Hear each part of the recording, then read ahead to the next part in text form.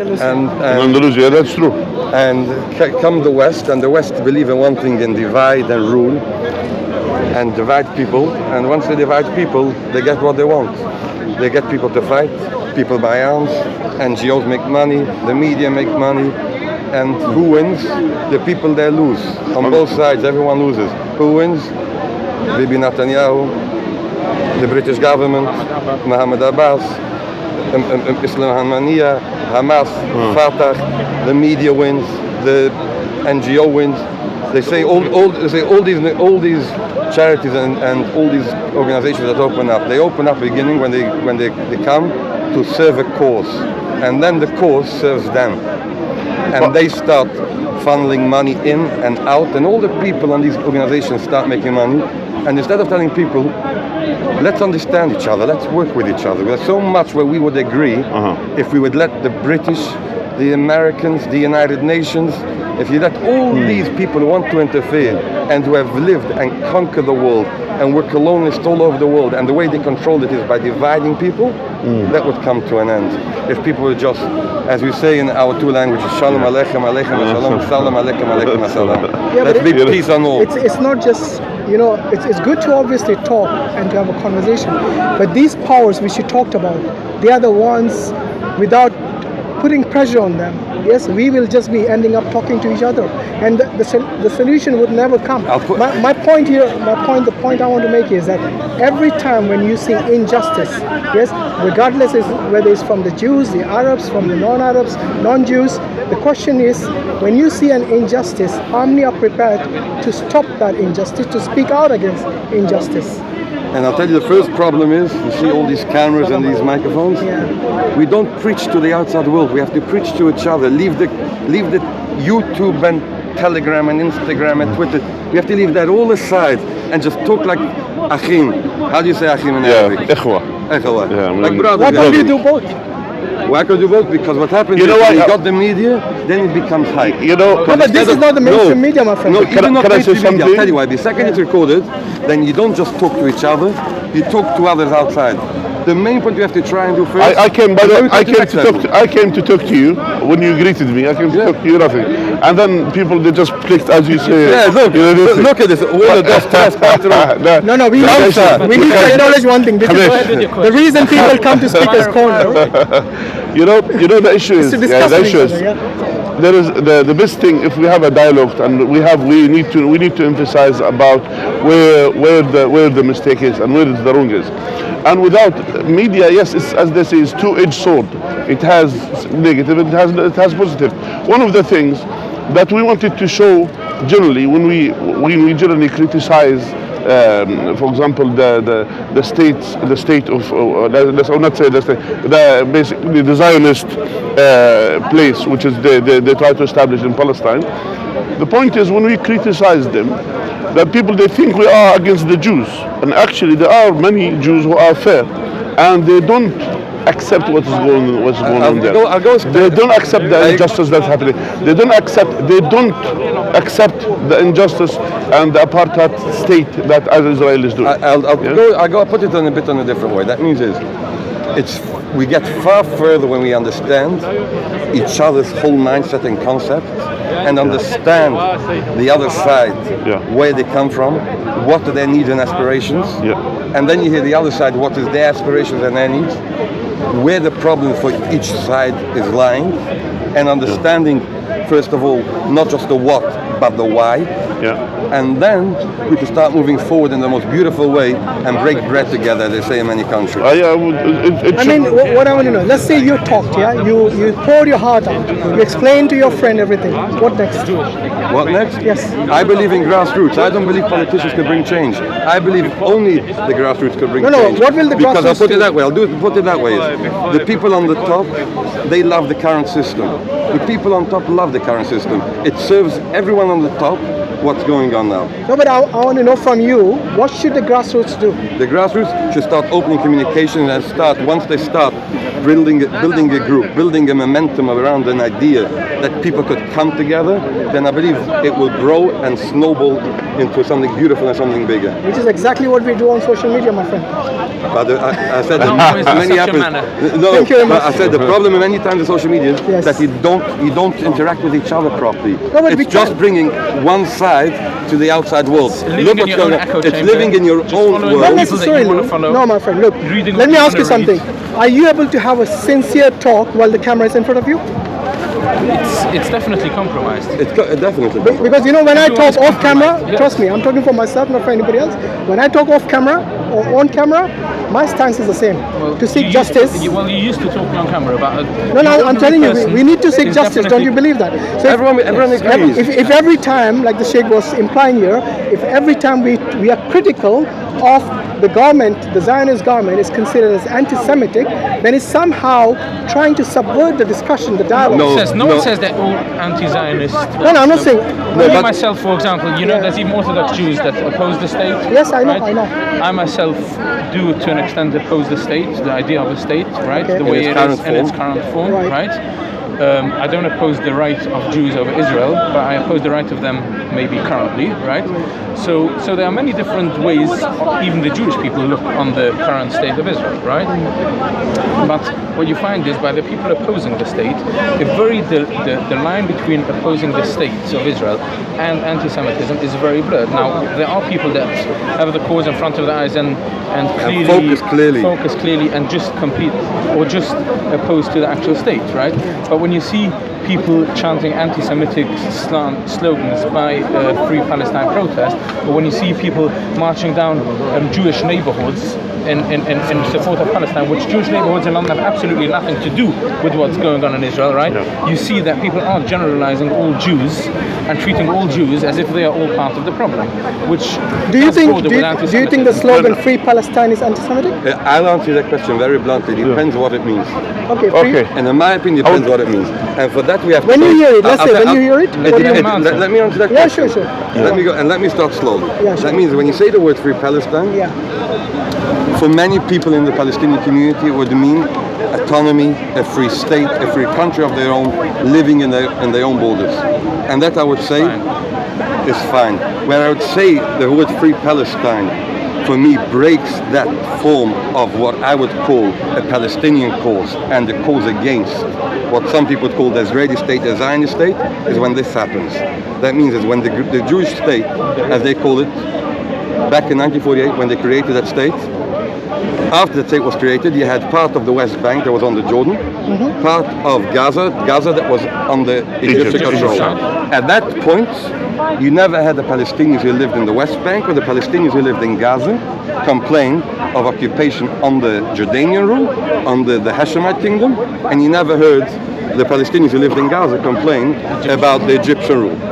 So what was their complaint? The complaint was of the shape of Israel at that state of form, and the flag they had is of the shape of Israel that existed at that time. After 1967, for example, the chant of Free Palestine for many people changed to a new shape. Once they took control of the West Bank, Judea and Shomron from the Jordanians, they occupied Gaza, as some would say. Then the shape of the Free Palestine cause is suddenly the shape of Israel again. So it's not that they complained that they have a state and they wanted, and this is our confined borders. The shape of Free Palestine changes according to the state of Israel, and what they claim is they want the entire state of Israel. The chant here is, from the river to the sea, Palestine will be free. Okay. So now listen. Then that is where you change, where you go from a Palestinian cause to an anti-Semitic. Okay, let me tell you something. Firstly, we need to clarify. You're Jordanian, right? I'm Jordanian. Yeah, Jordania. How many Palestinians? What's the percent of Palestinians in Jordan? Nearly 70%. Nearly 70%. And that's part of the British mandate of Palestine was. And not just British, was as well, and Zionist as well, occupation, basically. Many of them, Now. before, I mean, many of them, they in 1980, or 48 and 1967, most of them, they flee to Jordan, they settled there. So the point is not because of the British, it's because generally what happened the Zionist state, what they have done. Now the point is, when we say anti-Semitic, Arabs are Semitic, race at the end of the day. One second. No, I know. Yeah. Anti-Jewish. So when you say anti-Semitic, it's a vague thing. It just wanted to say. No, I didn't use anti-Semitic. It's not. I don't mean it's They try to. Well, we Arabs, we're Semitic. We are anti-Semitism. We are The slogan was anti-Semitism. One second. Yeah. So let's get that. So anti-Jews. That's the which we criticize here. Shaikh, let's go further. Yeah. What does the word Jew mean? Okay, let's come back to the point. So going to the point. Now the Jews they lived in Palestine for ages. They lived with Arabs and Muslims for ages. And they lived in called Jews Andalusia, Palestinians. and they were called Jews Palestinians. There used to be Jews Yemenis. There used to be Jews in many places. Yeah. Egyptian Jews. They were all over the Arab world. They have no problem. Sadly today no more. They have no problem. They have no issues. They have their own synagogues. They have their own practices, and even they have their own input in the Arabic culture, in the Arab culture itself, and in the Islamic civilization. They have their own input. Some of them they became elite. They have their status and they have an influence. Yeah. So it happened. Yeah. So what? But the issue is when you bring, for example, when you wanted to make a state for the Jews only, yeah, and to occupy a land which people they lived there, yeah, and claim a divine right. This is another issue. To claim a divine right. That's how the Zionists, and most of them they are atheists. Most of them they are not God believer. They are not technically Jews by faith. They are Jews by ethnicity, not culture. by faith. So most of them they're atheists, they're communists, they are from different places. They came and they said it, and then they tried to delude many of the practicing Orthodox Jews, and they said this is a divine right. God has promised this land for you, and that's what brought them there. So you see, it's a manipulation. It's a manipulation put it further, to the people. But who made this? The British are the ones who in the end put people against each other. If you ask me, 2 states, 1 state, I believe in confederate state, a state where we all live together. No, before 1917, there was 1 state, right? Before 1917, it was. Before 1917, there was Palestine. When the Jews came there, they thought that there was no people there. They were just occupying some barren land, and this was given to them by the British, and they assumed that this is something that is their right, as the Shaikh pointed out, from the divine book, from the Torah. I'll pause you slowly. When you say 1917, yeah, let me finish. And let you speak. So what I'm saying is that we need to understand that first and foremost, the people who were living there, and that includes the Jewish people who already lived there, not the ones who came from Russia and Poland and from other Eastern European countries, from Russia and so on. I'm talking about the indigenous people who were living there. They had 1 state and they lived happily. So you still have in Jerusalem the Jewish quarter, the Christian quarter, and the Muslim quarter. And this is something that existed long before 1917. Yes. So what I'm trying to figure out here is that all these problems which is happening in Palestine since 1917 and since 1948, when it was declared as a state of Israel, that is where we need to go to. And also in 1967, when West Bank and Gaza were annexed, yes, and the people are building illegal settlements there. So unless we speak about all these things, we cannot just say. I say we have to speak about everything, yeah, exactly, and not just in 1919. We have to go back all the way back. And that's why I brought all the dates in. That's what I was going from 1970. No, but I say you could go back even earlier, a few hundred years and a few thousand years. Yeah. But the main point is, as long as we talk and we discuss, then I believe there is a future for all of us. I think what's important is that the people in power. We all hope that. Yeah. We all hope that. None of us. Good to go? What's going on, brother? Guys, let them speak. Come on. This is where we communicate. This is Speaker's Corner. There's no impulsion here. This is Speaker's Corner. We come here for a long time, and we speak here, and we know each other. Yeah, exactly. And we let's all calm down because. And as well, by the way, just to Allah mentioned in the Quran, some people of the book as well. Allah mentioned about the people of the book as well that they are trustworthy. Not all of them. Allah said they are not. We don't deal with the people in the same way. Not we don't deal with someone who literally who did this war crimes. I'm not comfortable now, so we'll continue different time. We'll Okay, continue no different time. problem. Thanks a lot for Sorry. We'll get a different time. But thank you, Shaikh. Have a good day. See you next week. See you. Take care of yourself. All right, So the point is, what we were saying, yeah, Shaykh, yeah. come down in the side. Assalamu alaikum. Wa alaikum salam. How are you? Alhamdulillah. Alhamdulillah. No, I want to speak to 1 second. the Shaykh. Let's summarize. Summarize. Wait a minute. You can Let's need give to these, summarize here. Let's summarize here. We need to summarize to the brothers as well. Yeah. I don't blame them. I mean, So the point is, I'll summarize inshallah here. So we need to summarize, and then after that we'll discuss. Yeah. Just give me. let's get back. Sorry, guys. No, we want to summarize to them a bit, and then we'll continue. So Should we summarize on that? let's finish it inshallah. So the point is, we as Muslims, we should not, part of our da'wah, by the way, and this is inshallah ta'ala for everyone. As Muslims, part of our da'wah, we have different ways in dealing with things. One of the da'wah ways is to try to bring people to Islam. And that's da'wah. That's one of the greatest form of da'wah. And another form of da'wah, raise awareness about Islam. And my brothers and sisters, inshallah, we sometimes our anger and our frustration and our emotions, it will take us from the principles of Islam and the justice. The principles of Islam is about the word of Allah Azza wa Jal. It's about the Quran and the Sunnah of the Prophet Sallallahu Alaihi Wasallam. It's not about the nationalism. It's not about where our tribes and where our country is from. It's about Islam. It's about La ilaha illallah Muhammad Rasulullah. That is the biggest aim. The second thing as well is part of our da'wah as well, to gain friends rather than to gain enemies. Now sometimes that for example, that the Prophet ﷺ uncle, Abu Talib, the own uncle of the Prophet ﷺ, did not accept Islam. But what Abu Talib did, he defended Islam in a way not even many Muslims has done to defend Islam, like Abu Talib. But yet he died as a non-Muslim. But yet he defended Islam in the best form, in the best way.